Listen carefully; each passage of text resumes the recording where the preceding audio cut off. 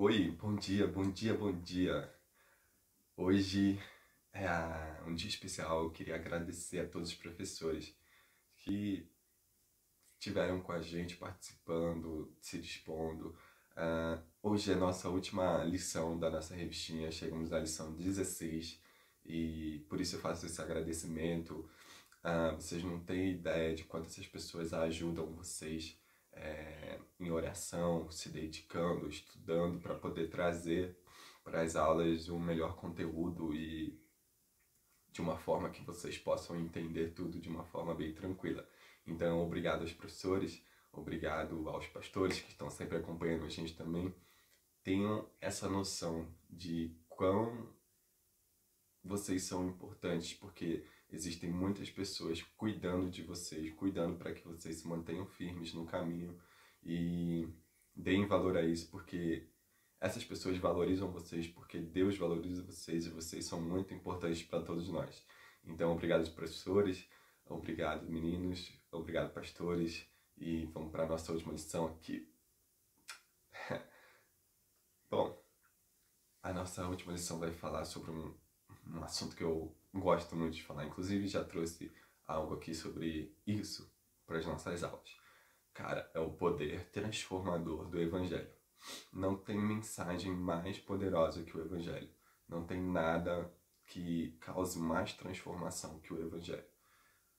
Imagina um cenário de um lugar seco, onde não tem chuva. Não é Brasília. Brasília fica seco e tal, fica sem chuva. Mas pensa, sei lá, no sertão lá do Nordeste, onde não chove mesmo de verdade há muitos anos. E a galera fica até meio dependente de comprar água e aquele chão rachado, sabe? Pensa em um desertão mesmo. E agora eu quero que você pense numa chuva, quando chove no lugar desse. O que acontece? Em poucos dias, em poucas horas até, a vegetação começa a tomar de novo aquele lugar e aquela paisagem se transforma do jeito que está aqui nessa imagem. Ó, essa primeira imagem é de um lugar onde havia só seca, durante muito tempo só seca. E essa segunda imagem é do mesmo lugar depois de alguns dias de chuva. E por que eu estou dizendo isso? Vem comigo. Estou dizendo isso porque é assim que o Evangelho faz. Quando o Evangelho chega na nossa vida, ele transforma aquilo que era seco em algo vivo. E essa é a nossa experiência e por isso que a gente quer levar isso para toda a nossa vida e para todos os nossos amigos e para todo mundo que conhecem, porque não há vida senão no Evangelho, não há vida senão em Cristo. E eu digo vida eterna, porque a vida terrena não existe sim. Eu posso nem conhecer Jesus, eu posso nem querer saber de Jesus e viver as coisas aqui desse mundo. Mas e depois? Eu quero ler com vocês um texto que está lá em Romanos, capítulo 1, versículo 16, que diz assim: Pois não me envergonho do Evangelho, porque é o poder de Deus para a salvação de todo aquele que crê. O Evangelho é o poder de Deus para a salvação de todo aquele que nele crê. Poder, cara, o Evangelho é poder. No grego, a palavra que traduz poder é dinamis, alguma coisa assim, dinamis. E a palavra que a gente tem em português, que é derivada dessa dinamis, que é grego, é dinamite. E uma dinamite serve para quê? Para derrubar um prédio, para abrir um buraco, para cavar um túnel e fazer coisas assim, né, destrutivas. As dinamites são assim. E o evangelho, ele tem esse poder, eu posso associar assim, de destruir tudo aquilo de ruim que tem dentro da gente, são uma dinamite dentro da gente para quebrar tudo aquilo de ruim que o pecado traz para nossa vida e que não agrada a Deus. O evangelho vem com esse poder, com essa dinamite e quebra essas coisas dentro da gente, quebra o nosso ego, quebra o nosso orgulho, quebra o nosso coração para restaurar, para fazer algo novo, para transformar a nossa mente. O evangelho é poder de Deus que salva, que permite a salvação para pessoas como eu, pessoas como você, ou qualquer pessoa. Qualquer pessoa pode ser salva. Agora, chega aqui, deixa eu chegar mais perto aqui de você. Cara, você crê no Evangelho de verdade? Por que você está assistindo essa aula? Por que você abriu esse vídeo? Por que você frequenta os cultos, seja online, né, agora que estamos fazendo pelo YouTube, seja quando a gente podia ir na igreja? Por quê? Você já parou para pensar que se for só ir por ir, aquilo ali é um show, é um entretenimento, é uma distração qualquer? Se a gente vai só por ir e esse ir não muda a nossa vida quando a gente está fora da igreja, a gente foi e seria a mesma coisa da gente ter ido para, sei lá, qualquer coisa aí, fazer na vida, no cinema, ou uma partida de futebol no estádio. Se emocionar, ficar feliz, se sentir empolgado, são sentimentos, cara. O evangelho não é um sentimento, o evangelho é uma notícia, é uma boa notícia. E essa boa notícia, ela tem um poder, como Paulo diz lá em Romanos capítulo 1, que a gente leu. E esse evangelho sendo poder, esse poder tem poder de fazer o quê? De destruir o Gabriel pecador, de destruir o ser humano pecador e moldar uma pessoa nova, uma pessoa salva, que pode ter acesso à salvação. Então, esse é o poder do evangelho. Esse é o que causa tanta alegria em nós, né? De poder fazer parte disso, de poder compartilhar isso. E isso fica muito claro quando a gente olha os apóstolos, os caras que andaram com Jesus.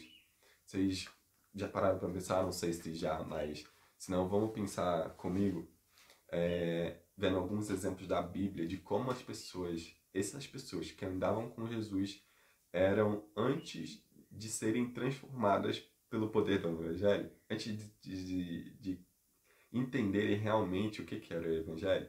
Talvez eu, antes de ler essa lição, ou você, antes de assistir esse vídeo e participar dessa aula, não tivéssemos ainda essa noção do poder que o Evangelho tem para causar salvação em nós.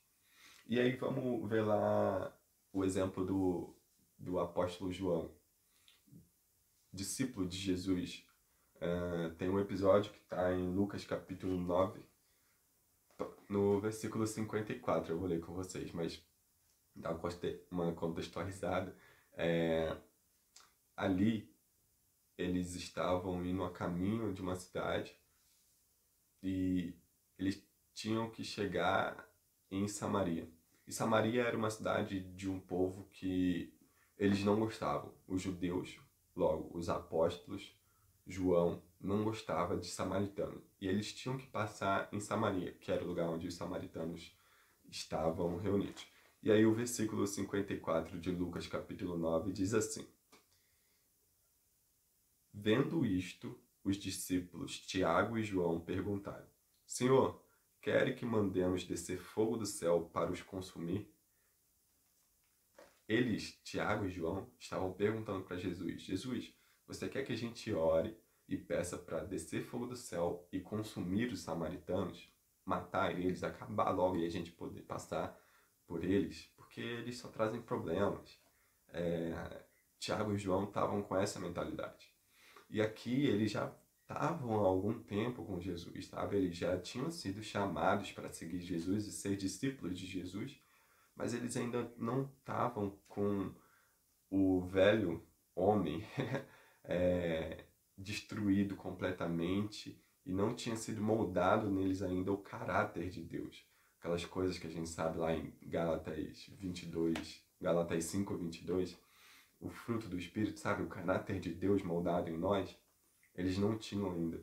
E a gente consegue ver isso ficar muito claro quando em um momento mais para frente a gente consegue ver o mesmo João que estava querendo orar para que descesse fogo do céu e consumisse pessoas, diz assim lá em 1 João capítulo 4, versículo 8. Aquele que não ama não conhece a Deus, pois Deus é amor. O mesmo João que estava orando para que os samaritanos fossem consumidos, Agora, depois de já ter entendido, depois de já maduro, depois de já ter o caráter de Deus moldado em si, ele fala: aquele que não ama não conhece a Deus, porque Deus é amor. E entendendo isso, ele jamais sugeriria que descesse fogo do céu para consumir os samaritanos que eram inimigos dele. Então, a, com a nossa caminhada no Evangelho, a gente tem que construir esse tipo de mudança em nós. Eu sempre digo e penso que se o Evangelho não causou nenhuma transformação na nossa vida, na minha vida, na sua vida, o Evangelho não... Você não entendeu o Evangelho ainda. Você ou eu precisamos rever conceitos e orar a Deus pedindo para que haja uma transformação em nós realmente, porque nada fica igual. Percebam, Paulo perseguiu e colaborou até para a morte de um dos discípulos, Estevão. E depois de ter um encontro com Jesus, depois de ter conhecido o Evangelho, essa maravilhosa notícia que tem o poder de transformar e nos salvar, Paulo, ao ter contato com isso, agora ele passa a cuidar de pessoas como aquelas que outrora ele queria matar. E então ele se torna perseguido. Agora as pessoas querem matar ele por causa do Evangelho também, que outra hora ele estava matando as pessoas por causa do Evangelho, sabe? Não é só um jogo de palavras, é uma mudança de vida, não é só um sentimento, uma emoção, alguma coisa que vem e passa, é algo duradouro que toma todo o nosso ser, o nosso coração e transforma a nossa vida. Isso é o Evangelho. Lá em João, capítulo 5, versículo 24, Jesus disse assim: todo aquele que ouve as suas palavras, ou seja, o Evangelho, e crê, tem a vida eterna e passou da morte para a vida. O Evangelho é poder para curar, libertar. Sabe aquela música? Há poder em seu nome, Jesus. espero que muitas pessoas assistam isso, mas enfim, vamos lá, não vou cantar mais não, que fica melhor. Eu quero te fazer uma pergunta. Você foi salvo? Você já conheceu o Evangelho? E mais do que isso, você tem dado espaço para que essa boa notícia, para que esse Evangelho poderoso, que tem poder para nos transformar e nos salvar, você tem dado espaço para que ele possa te transformar? Quando o Evangelho chegar nas nossas vidas de verdade, quando o Evangelho nos transformar de verdade, tudo aquilo que está ao nosso redor, a sociedade vai ser transformada.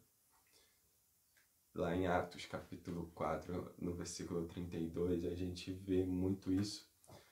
O texto diz assim: da multidão que creram, uma era a mente e um coração. E depois continua: com grande poder os apóstolos continuavam a testemunhar da ressurreição do Senhor. E grandiosa graça estava sobre todos eles, tendo a simpatia de todo o povo. E o Senhor lhes acrescentava diariamente os que iam sendo salvos. Me chamou a atenção essa questão da simpatia que os cristãos tinham de todo mundo que estava ao redor deles. Se torna natural, à medida que o Evangelho transforma as nossas vidas, as pessoas se tornam... Elas buscam, sabe, as pessoas que não conhecem, as pessoas de fora, vamos dizer assim, elas têm fome de conhecer algo verdadeiro, algo sólido, algo que elas só vão encontrar em Jesus e no Evangelho. Só que às vezes a gente evangélico, né, quer empurrar na pessoa a mensagem, quer empurrar que ela tem que ser salva, porque senão ela vai para o inferno. Essas coisas são verdade, mas as pessoas são muito pouco convencidas pelo que elas ouvem alguém falar. Então, quando o evangélico tem seu caráter transformado, tem suas atitudes transformadas, naturalmente, no convívio social deles, as pessoas vão olhar e vão falar: nossa, essa pessoa é diferente. E aí elas vão querer ouvir esse evangélico, esse cristão, me ouvir você, não porque a gente quer impor a nossa religião a alguém. Elas vão querer nos ouvir porque existe uma fome natural dentro delas que só vai ser suprida pelo evangelho. E elas vão olhar para nós e dizer: essa pessoa tem alguma coisa para me passar. Eu acho que essa pessoa tem algo que eu vou gostar de saber, sabe? Eu já vivi experiências assim. O texto mostra pra gente essas pessoas que simpatizavam com os cristãos daquela época, né? Os primeiros cristãos ali da igreja primitiva em Atos. Então, percebe como o evangelho ele vai encaixando tudo e Deus nos fala que nós deveríamos pregar essa palavra, essa boa notícia por todos os confins da terra, ou seja, por todos os lugares da terra, por todos os cantos da terra. E se torna fácil quando nós temos o nosso caráter e a nossa vida transformada pelo evangelho, porque não somos nós que vamos convencer as pessoas de que isso é importante para elas. Não, elas mesmas vão tomar a iniciativa de saber: olha, tem algo em você que eu quero para mim também. E aí nesse momento você vai falar: olha, o que me transformou pode te transformar também, o que me salvou pode te salvar também, o poder que está em mim pode estar em você também. E assim ter uma vida transformada completamente em todas as áreas. Amém? Em todas as pessoas, em todo mundo. Cara, isso é a maior preciosidade. Isso é a maior preciosidade. Não adianta. As bem-aventuranças, todas elas nos afunilam para isso. Para que nós sejamos verdadeiros cristãos, verdadeiros seguidores de Cristo, verdadeiras pessoas transformadas pelo poder e salvas. Então, que você possa refletir sobre isso hoje, que você possa pensar em levar coisas daqui para o seu dia a dia, coisas dessas aulas. Mais uma vez agradecer aos professores, aos pastores. Isso é grandioso, galera. O Evangelho, o Reino de Deus, ele é muito precioso e vocês são muito importantes por fazerem parte disso. E Deus criou cada um de vocês para fazer parte disso. Então vejam como vocês são importantes no reino de Deus. Amém? Quero orar agora e agradecer. Só agradecer. Semana que vem a gente começa uma nova revistinha. Fiquem ligados aí. Qualquer coisa pode procurar a gente nas redes sociais. E tamo junto. Senhor, obrigado por essa lição. Obrigado por mais um domingo, Deus.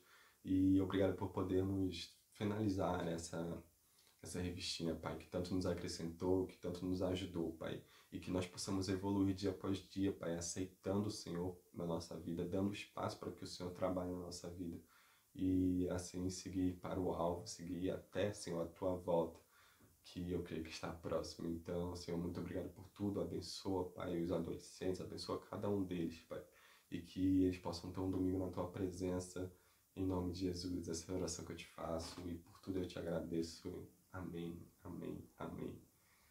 Falou, falou, galera. Beijo, até a próxima.